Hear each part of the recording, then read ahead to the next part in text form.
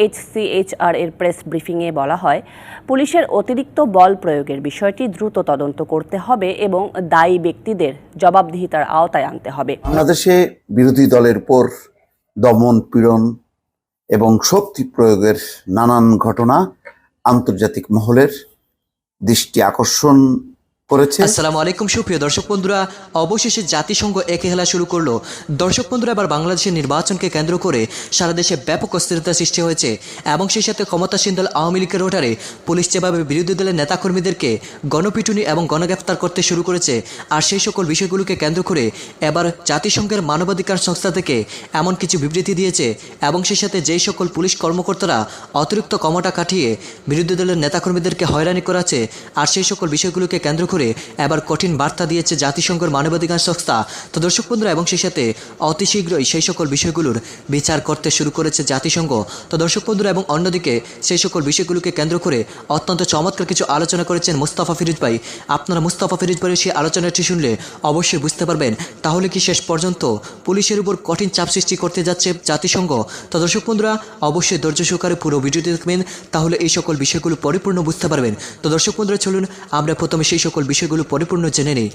সুপ্রিয় দর্শক, শুভেচ্ছা নেবেন। বাংলাদেশে বিরোধী দলের উপর দমন পীড়ন এবং শক্তি প্রয়োগের নানান ঘটনা আন্তর্জাতিক মহলের দৃষ্টি আকর্ষণ করেছে অথবা দৃষ্টি কেড়েছে। সর্বশেষ জাতিসংঘের মানবাধিকার বিষয়ক হাইকমিশন একটি বিবৃতি দিয়েছে।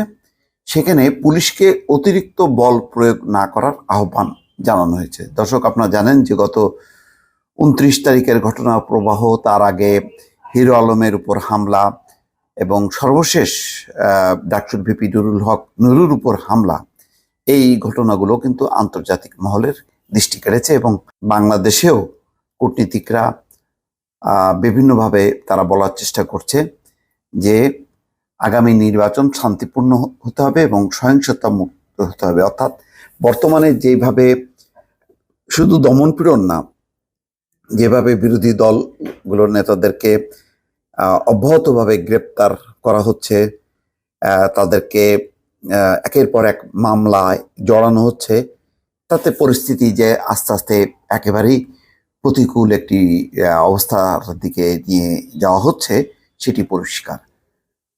সামগ্রিক পরিস্থিতি বিবেচনা করেই একের পর এক দেখবেন সাম্প্রতিক সময় মার্কিন পররাষ্ট্র দপ্তর, জাতিসংঘ এবং এখন জাতিসংঘের যে মানবাধিকার বিষয়ক হাইকমিশন তারাও বিবৃতি দিয়েছে। সেখানে বলা হয়েছে, বাংলাদেশে অবাধ ও সুষ্ঠু নির্বাচন আয়োজনের স্বার্থে শান্তিপূর্ণ, অন্তর্ভুক্তিমূলক ও নিরাপদ পরিবেশ তৈরি করতে সব রাজনৈতিক দল তাদের সমর্থক ও নিরাপত্তা বাহিনীর প্রতি আহ্বান জানিয়েছে জাতিসংঘের মানবাধিকার বিষয়ক হাইকমিশন। একই সঙ্গে পুলিশের অতিরিক্ত বল প্রয়োগের বিষয়টির অবশ্যই দ্রুত তদন্ত করতে হবে এবং দায়ী ব্যক্তিদের জবাবদিহির আওতায় আনতে হবে। সুইজারল্যান্ডের জেনেভায় জাতিসংঘের মানবাধিকার বিষয়ক হাইকমিশনের দপ্তরে এক প্রেস ব্রিফিংয়ে এই আহ্বান জানানো হয়।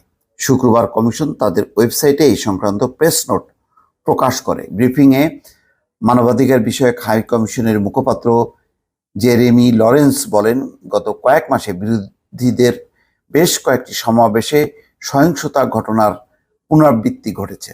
পুলিশ সেখানে রাবার বুলেট, কাঁদানি গ্যাসের সেল ও জল কামান ব্যবহার করেছে। পোশাকধারী পুলিশের পাশাপাশি সাদা পোশাকের ব্যক্তিদের প্রতিবাদকারীদের দমনে হাতুড়ি, লাঠি, ব্যাট ও লোহার রড সহ নানা ধরনের বস্তু ব্যবহার করতে দেখা যায়। দর্শক, এই জিনিসটা দেখেন, খুব গুরুত্বপূর্ণ এবং কাদেরকে লক্ষ্য করে বলা হচ্ছে সেটাও কিন্তু পরিষ্কার। আমি আবারও পড়ি এই লাইনটি, পোশাকধারী পুলিশের পাশাপাশি সাদা পোশাকের ব্যক্তিদের প্রতিবাদকারীদের দমনে হাতুড়ি, লাঠি, ব্যাট ও লোহার রড সহ নানা ধরনের বস্তু ব্যবহার করতে দেখা যায়। এটা পরিষ্কার যে 29 তারিখে বিএনপির যেই ঢাকার 4টি প্রবেশ মুখে তাদের অবস্থানের উপরে পুলিশের পাশাপাশি দেখা গেছে যে ক্ষমতাসীন দলের কর্মীরা তারা একেবারে প্রকাশ্যেই লাঠি, সোটা, রামদা নিয়ে তারা মহড়া দিয়েছে এবং যেখানে সংঘর্ষ হয়েছে পুলিশের সাথে সেখানেই তারা পুলিশের পাশাপাশি তারাও শক্তি প্রয়োগ করেছে। এই বিষয়টি পরিষ্কার এবং এইগুলি অনেকগুলো ভিডিও রেকর্ড কিন্তু ইতিমধ্যে বিএনপির পক্ষ থেকে বাংলাদেশের সমস্ত কূটনীতিকদেরকে দেখানো হয়েছে এবং তাদের হাতে পৌঁছে দেওয়া হয়েছে। ব্রিফিংয়ের প্রেস নোটে বলা হয়, এসব ঘটনায় বিরোধী দলের সমর্থকদের পাশাপাশি কিছু পুলিশ সদস্য আহত হয়েছেন। জ্যেষ্ঠ বিরোধী নেতাদেরও প্রকাশ্যে মারধর করা হয়, এমনকি আইন শৃঙ্খলা রক্ষাকারী বাহিনীর সদস্য পরিচয়ে তাদের বাড়িতে অভিযানও চালানো হয়। সমাবেশের আগে ও সমাবেশকালে বিরোধী দলের শত শত নেতাকর্মী ও সমর্থকদের গ্রেপ্তার করা হয়েছে। মানবাধিকার কমিশনের মুখপাত্র বলেন, কর্তৃপক্ষকে অবশ্যই মানবাধিকারের বাধ্যবাধকতা মেনে চলতে হবে এবং জনগণের শান্তিপূর্ণ সমাবেশ ও মত প্রকাশের স্বাধীনতার অধিকার চর্চার সুযোগ দিতে হবে। এছাড়া তৃতীয় কোনো পক্ষ জনগণের সেই অধিকারকে দমন করতে চাইলে তাদের অধিকার রক্ষায় নিষ্ঠার সঙ্গে কাজ করতে হবে। দর্শক, বোঝাই যাচ্ছে যে পরিষ্কার যে পুলিশ আইন শৃঙ্খলা রক্ষার দায়িত্বে থাকবে, কিন্তু পাল্টা কর্মসূচির নামে আওয়ামী লীগ যে কর্মকাণ্ড চালাচ্ছে সেইগুলি কিন্তু পরিষ্কার যে পুলিশের পক্ষে অন্য কোনো শক্তি যাতে পুলিশের শক্তি ব্যবহার করতে না পারে। ব্রিফিংয়ে বলা হয়, আমরা পুলিশের প্রতি আহ্বান জানাচ্ছি, কেবল জরুরি প্রয়োজনে নিয়ন্ত্রিতভাবে বল প্রয়োগ করা যেতে পারে। যদি করতেই হয়, বৈধতা সংযমের ভিত্তিতে এবং যৌক্তিক কারণ সাপেক্ষে তা করতে হবে। অতিরিক্ত বল প্রয়োগের বিষয়টি অবশ্যই দ্রুত তদন্ত করতে হবে এবং দায়ী ব্যক্তিদের অবশ্যই জবাবদিহির আওতায় আনতে হবে। মানবাধিকার কমিশনের মুখপাত্র বলেন, আগামী নির্বাচনকে সামনে রেখে ভোটের প্রচারের সঙ্গে যুক্ত ব্যক্তিদের জন্য নিরাপদ ও শান্তিপূর্ণ পরিবেশ নিশ্চিত করতে আমরা কর্তৃপক্ষের প্রতি আহ্বান জানাচ্ছি, যা রাজনৈতিক বহুত্ববাদ এবং ভিন্নমত প্রকাশের প্রতি শ্রদ্ধা তৈরি করে এবং সেটিকে উৎসাহিত করে। দর্শক, বুঝতেই পারছেন যে মানবাধিকার বিষয়ক হাইকমিশন কিন্তু এমনিতেই বাংলাদেশে মানবাধিকারের অনেকগুলো ঘটনা তদন্তের কথা বলেছে, কিন্তু সেগুলোকে কিন্তু পাত্তা দেওয়া হচ্ছে না। এবং সর্বশেষ এই যে প্রেস নোট হাইকমিশনের, এটাও কিন্তু পরিষ্কার যে কাদেরকে ইঙ্গিত করা হচ্ছে, কি বলা হচ্ছে, এবং এটি যদি উপেক্ষা করা হয় তাহলে আন্তর্জাতিকভাবে যে কোনো সিদ্ধান্ত গ্রহণে কিন্তু তারা পিছপা হবে না। বাংলাদেশে অবাধ ও সুষ্ঠু নির্বাচনের স্বার্থে শান্তিপূর্ণ, অন্তর্ভুক্তিমূলক ও নিরাপদ পরিবেশ তৈরি করতে সব রাজনৈতিক দল, তাদের সমর্থক ও নিরাপত্তা বাহিনীর প্রতি আহ্বান জানিয়েছে জাতিসংঘের মানবাধিকার বিষয়ক হাইকমিশন। OHCHR এর প্রেস ব্রিফিংয়ে বলা হয়, পুলিশের অতিরিক্ত বল প্রয়োগের বিষয়টি দ্রুত তদন্ত করতে হবে এবং দায়ী ব্যক্তিদের জবাবদিহিতার আওতায় আনতে হবে। নগদের কাছে হক করলেই সমান, হেললেগা নগদের সেন্ট মানে একদম ফ্রি। হাইকমিশনের মুখপাত্র জেরেমি লরেন্স বলেন, কয়েক মাসে বিরোধীদের বেশ কিছু সমাবেশে সহিংসতার পুনরাবৃত্তি ঘটেছে। পুলিশ সেখানে রাবার বুলেট, কাঁদানে গ্যাস ও জলকামান ব্যবহার করেছে। পুলিশের পাশাপাশি সাদা পোশাকের ব্যক্তিদের প্রতিবাদকারীদের দমনে হাতুড়ি, লাঠি, ব্যাট ও লোহার রড সহ নানা ধরনের বস্তু ব্যবহার করতে দেখা গেছে বলেও জানান তিনি।